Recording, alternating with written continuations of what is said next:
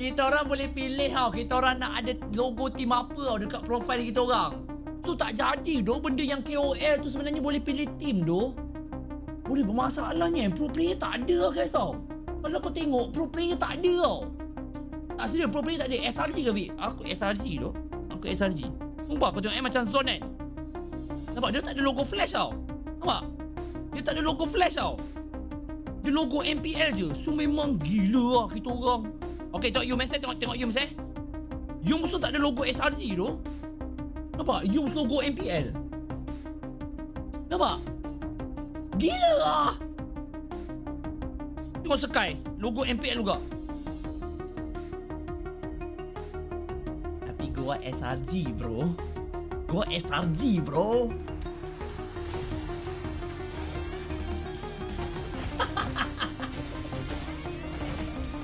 Tengok Solos ni. Okey, tengok Solos tengok Solos Solos punya. Solos. Los, kau pilih team apa dulu, Los? Nampak kau pilih team apa, Los? Okey, tengok Solos Solos pilih team apa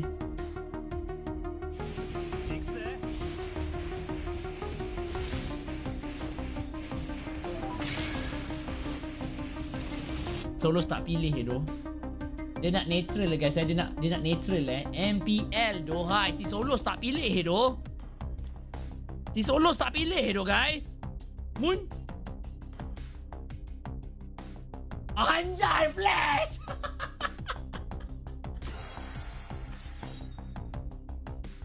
Wait, tim badut juga kau pilih doh.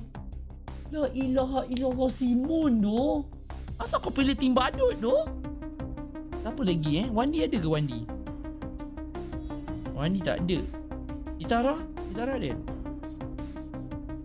Itara SRG lah. Kau ni Glory Hunter lah kau.